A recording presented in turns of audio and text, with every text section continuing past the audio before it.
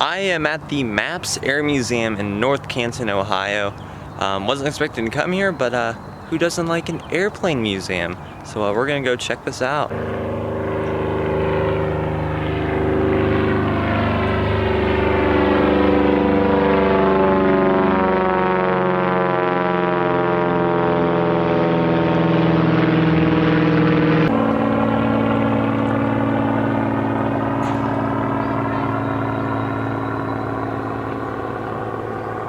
And this is the building it's in.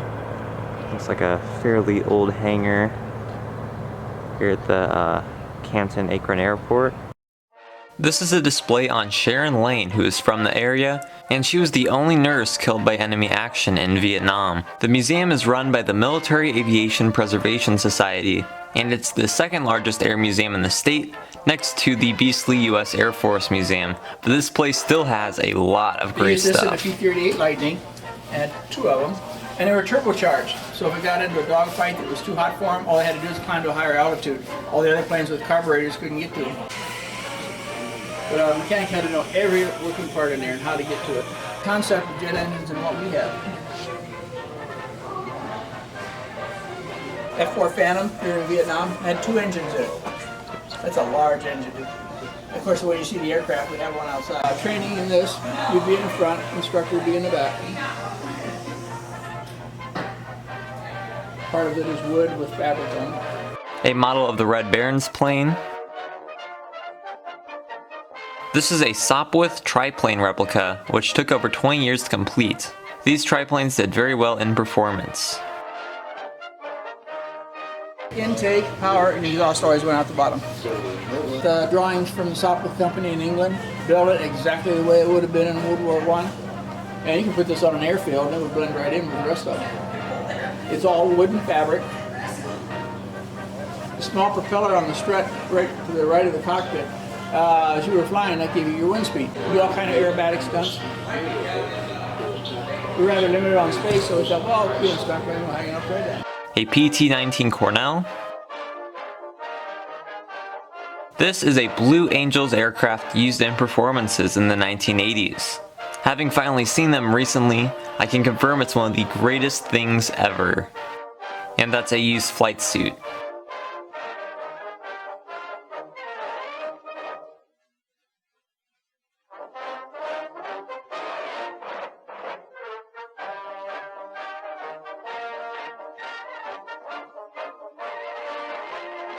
A Martin B-26 Marauder. It was a medium-range bomber and had the lowest loss rate of any Air Force combat planes in World War II.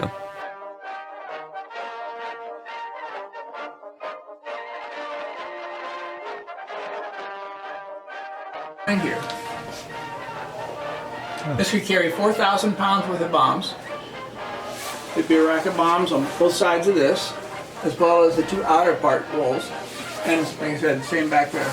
These planes weren't heated, so it could be 95 degrees on the ground, but you're up at 20, 30,000 feet. Left, right, up, down, and fire.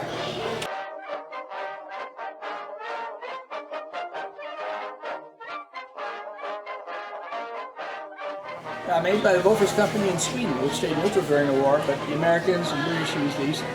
That is a radio-controlled observation plane from the 30s. A model of the USS Essex.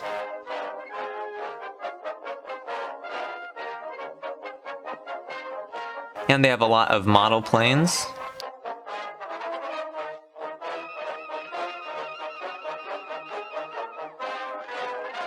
A 50 caliber machine gun. These were used universally on fighters and bombers. A model M4 Sherman tank. Inside there is a miniature working V8 engine that runs on gasoline. It's got miniature spark plugs in it. Tires are the highest quality, better quality than what automobile tires are.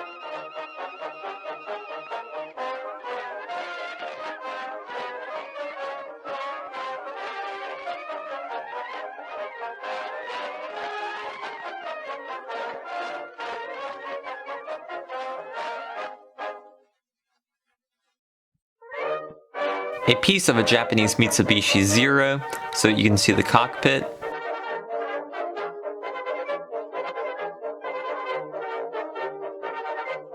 The glider was built in 1908 by a Canton native, William H. Martin, and it was one of the first mono-wing designs. 0.3 to 340 kiloton. The one we dropped on Hiroshima was 15 kiloton.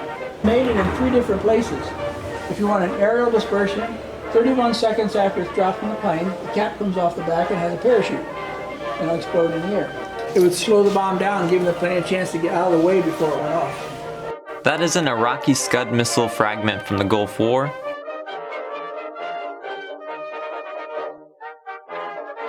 The Goodyear Tire and Rubber Company is based in nearby Akron, Ohio, and they have a base for their famous Goodyear blimps here. The museum has a real Goodyear blimp gondola that I got to go inside. Never thought that would happen.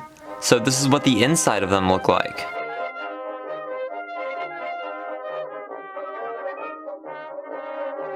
This is a piece of the Shenandoah airship.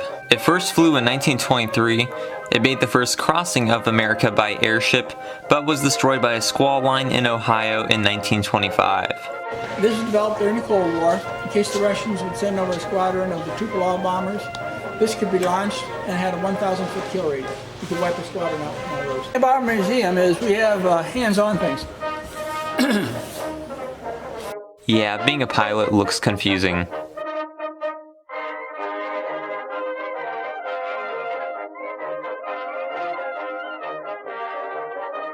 An OH-58A Kiowa. This was used in West Germany during the 1980s. This F-86D Sabre Dog is owned by the Air Force Museum.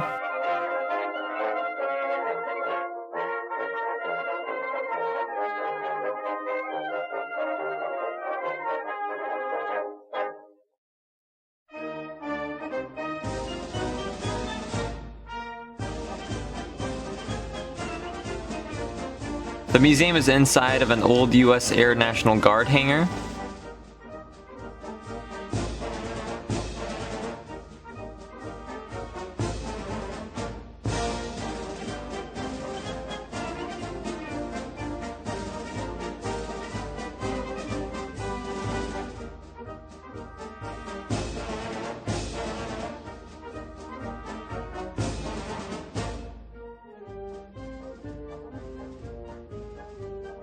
They have a large area called the Hall of Heroes, which is like a normal military museum full of artifacts and uniforms.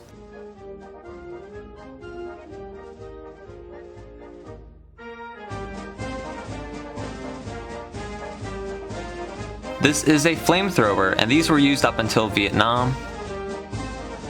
Here's some World War I artifacts.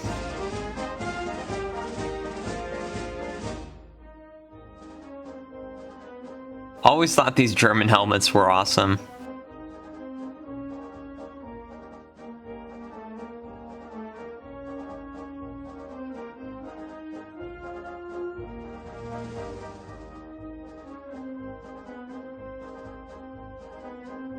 This banner was in New York in 1927 for the celebration events after Lindbergh came back, and they have a whole display on Lindbergh which shows how big of a deal that was.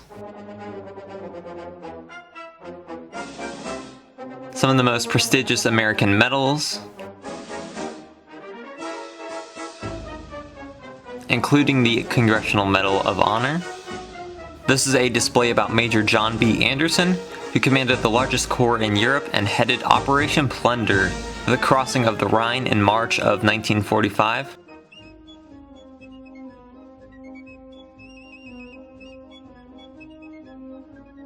A bunch of World War I trench art.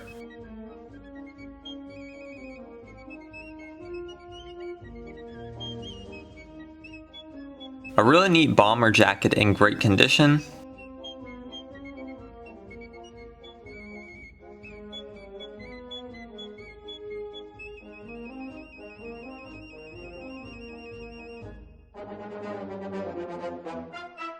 Some Japanese flags from World War II.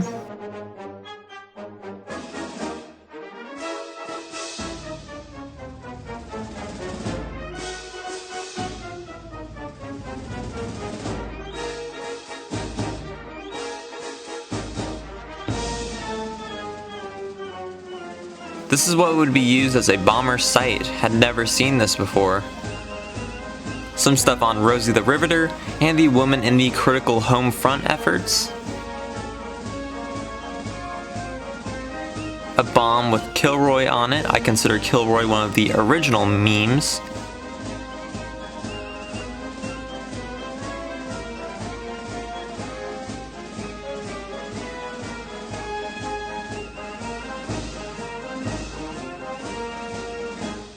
We're all volunteers.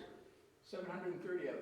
Getting a Western Union telegram at home was often bad news. In these, Ronald Sewell was reported missing to his parents, then confirmed a prisoner of war, then they report he was able to get out and return to America.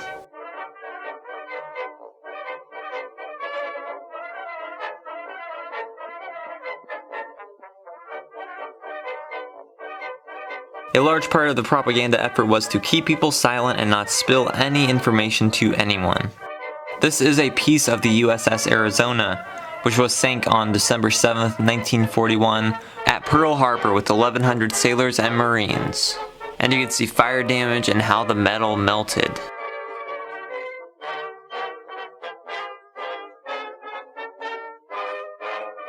A display on the Tuskegee Airmen.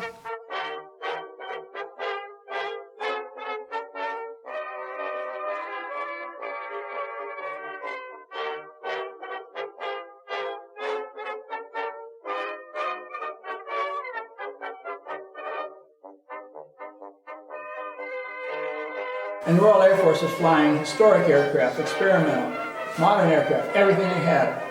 And the last thing that impressed me the most was 16 fighters in a diamond formation approaching Buckingham Palace.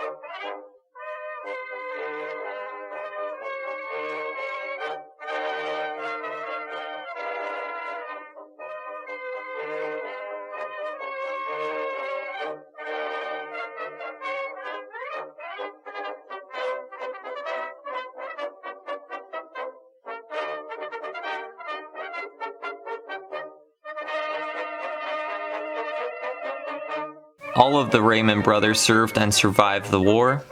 Here's some of their artifacts.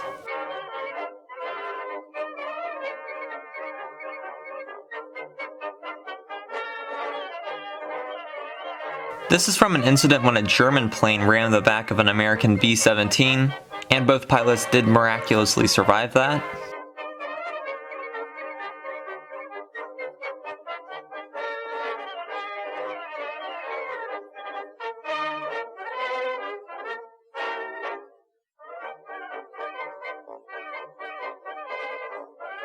A WASP uniform, the Women Air Force Service pilots.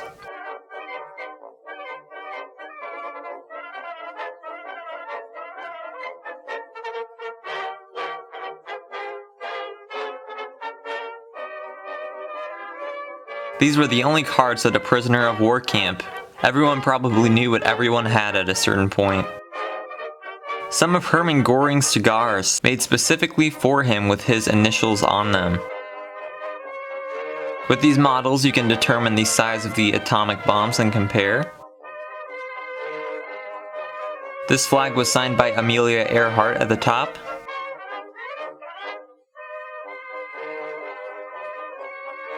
This is Dilbert, a parachute test dummy used in World War II.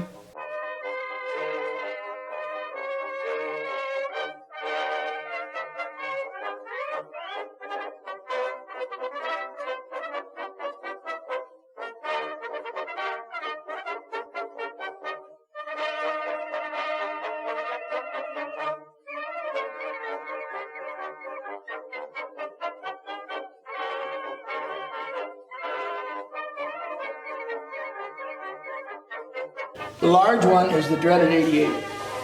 So what they're doing is trying to find a way to get to their location with the least amount of aircraft fire. That's northern Germany and the whole southern part of Denmark.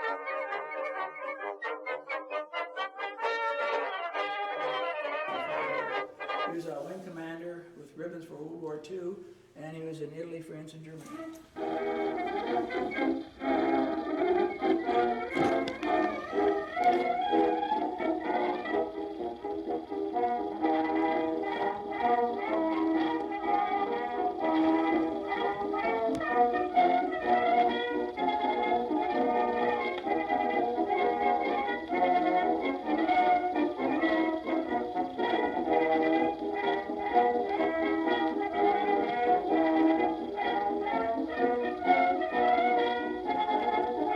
Just this room is completely worth a visit. Now let's go see some more planes. Here's an F-100 Super Sabre.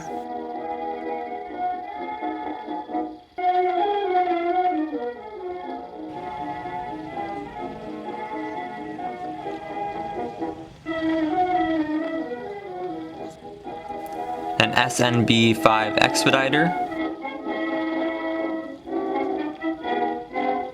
Let's make a civilian that just did that. Lands in water, lower the wheels, and up on the beach. Didn't sell very well.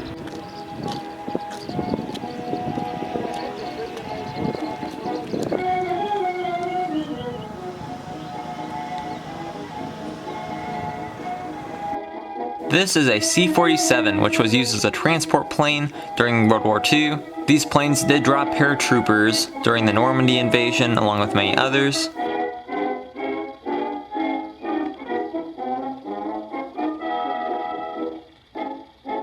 And they let you go inside this one.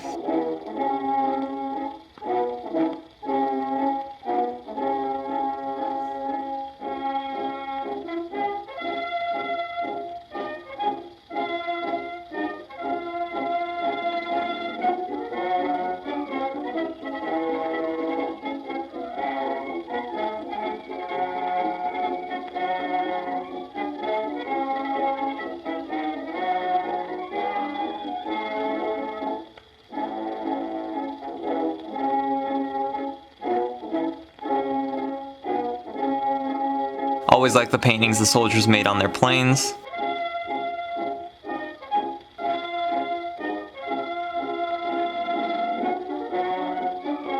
This one has Colonel John Glenn written on one side and Neil Armstrong on the other. Neither use this plane. They're both from Ohio, so I guess it's just to excite and then disappoint that they didn't use it. Normally it's a single seat.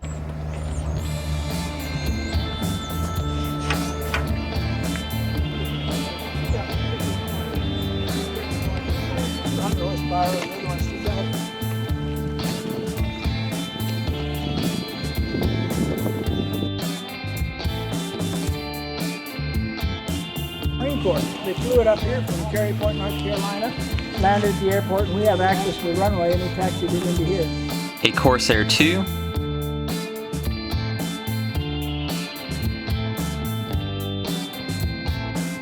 A Cobra from 1965. And I got to go inside and sit in the pilot's seat.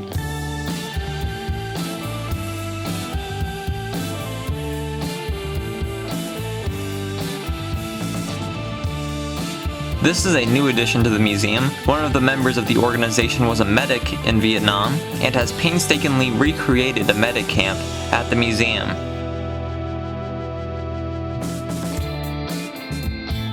So this is probably the most accurate and maybe only place you can see what these field hospitals look like.